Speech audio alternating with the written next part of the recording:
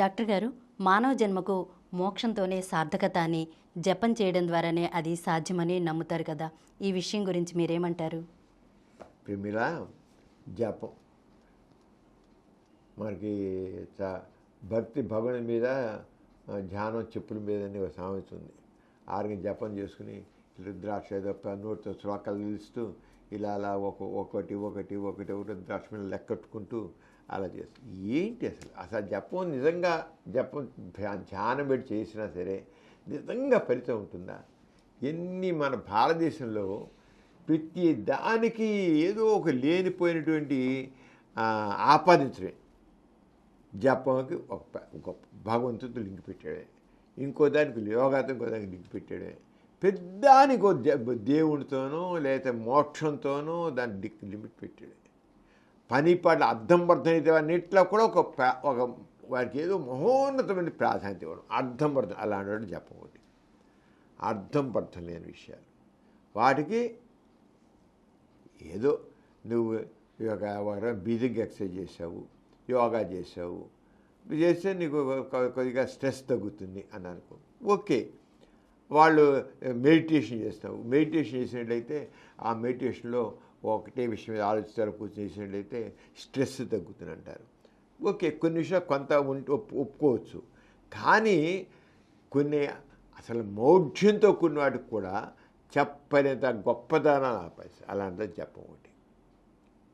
ఇప్పుడు మెడిటేషన్ కళ్ళు మూసుకొని వాడు ఏదో ఒకే విషయం రా ఆలోచిస్తుంటే ఆ చేస్తుంటే స్ట్రెస్ తగ్గుతుంది. అదే బ్రీదింగ్ ఎక్సర్సైజ్ కూడా, ప్రాణాయామం అంటారు. ప్రాణాయామం స్ట్రెస్ తగ్గుతుంది. దాంట్లో తప్పకుండా కొంత తేడా ఉంటుంది. అక్కడ మనకి చెప్పేవాళ్ళు చేసిన అర్థం. దీంట్లో జపానికి ఏంటి చెప్తాను చూడలాగిస్తారు. పుణ్య ప్రదేశాల్లోనూ దేవతా సన్నిధుల్లోనూ జపం చేస్తే 10,000 రెట్లు ఫలితం వస్తుంది. ఇంట్లో గురించి జపం చేయడం కాదు, ఎక్కడ చేయాలి?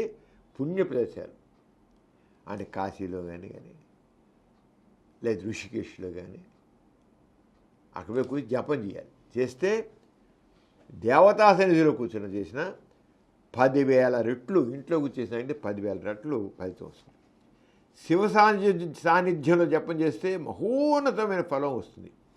అంటే శివాలయం దగ్గర కూర్చొని చేసినా కూడా శివాలయం దగ్గర ఒప్పుకోలేదు చేస్తే కూడా మహోన్నతమైన ఫలితం వస్తుంది. శివుడికి నీకు పెట్టేశాడు. ఇంకా మాలైందా, ఇంకా చూడసి ఎలా పెడతారు? పులితోలు మీద కూర్చుని జపం చేస్తే మోక్షం కలుగుతుంది. పులితోళ్ళు ఉంటాయి కదా, ఆ పులితోలు కూర్చుని బాసి పెట్టి కూర్చుని జపం చేస్తే నీకు మోక్షం. ఇంకా నీకు ఈ జన్మ మళ్ళీ పుట్టవు, ప్రేమిలు మళ్ళీ పుట్టదు. పరమాత్మలో ఏకమైపోతావు నువ్వు.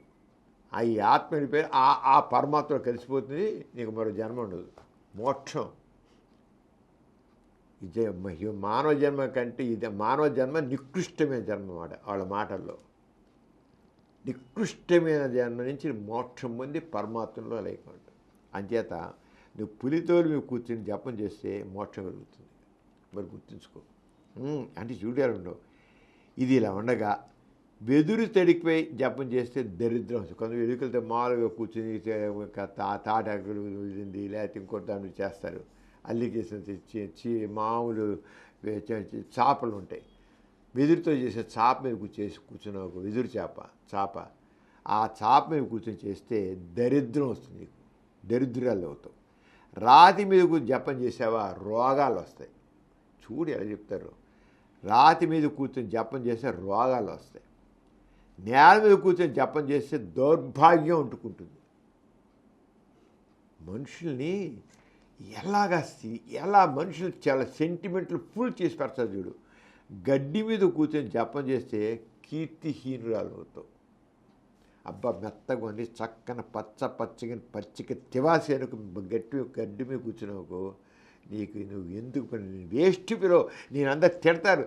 దరిద్రాలు నేను లేనిపోయి ఆపాదిస్తారు మాట నీకు అని ఇప్పుడు అలా జపం చేయాలి. అర్థమైనా? అంటే ఎలాగ చేశారో జపం ఉంచి అది ఎలా ఉన్నాయో. అసలు జపం చేయడం వల్ల ఎటువంటి ఫలితం లేదు. అంతేగాని ప్రదేశాలు కూర్చునో దేవతా సన్నిధిలో కూర్చునో జపం 10,000 రెట్లు ఇంటూ విధంగా ఉంటే అన్నారు కదా, అది ఏమీ లేదు. ఇవన్నీ జపం చెప్పేవన్నీ అవాస్తవాలే, వాస్తవాలు కాదు. జపం చేసేప్పుడు మనిషి ఏకాగ్రతతో భగవంతుడి మీద లగ్నం చేయడం వల్ల ప్రశాంతత కలగడమే కాకుండా లాభం చేకూరుతుంది అంటారు. అది నిజం కాదు. పరమాత్ముడు అనేవాడు అసలు లేనే లేడు.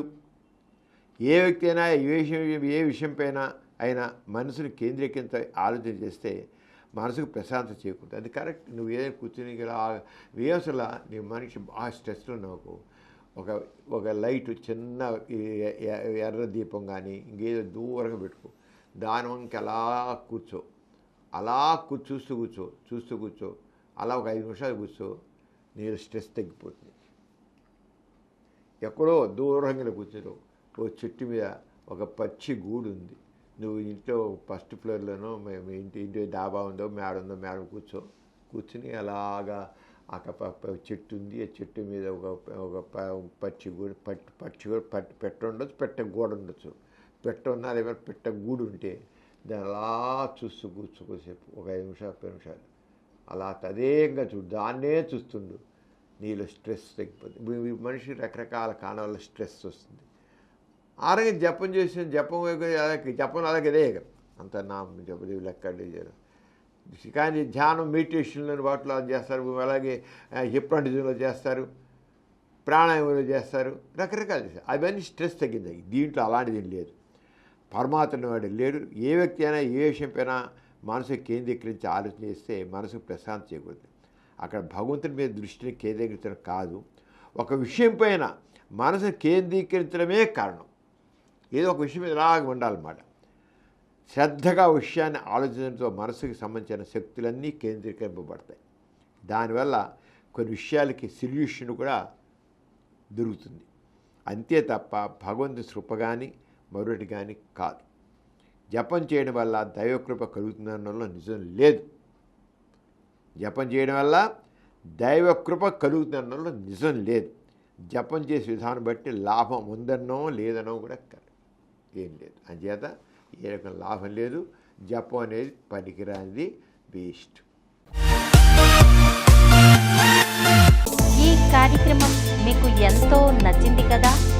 ఇటువంటి మరిన్ని వీడియోల కోసం అనతి కాలంలోనే 21 కోట్ల వ్యూస్ సాధించిన సమరం ఛానల్ సమర్పించు పాజిటివ్ ఎథియిజం తెలుగు ఛానల్కు సబ్స్క్రైబ్ చేయండి, లైక్ చేయండి, మీ ఫ్రెండ్స్కి షేర్ చేయండి. అలాగే ప్రక్కనున్న గంట సింబల్ని ప్రెస్ చేయడం మర్చిపోకండి.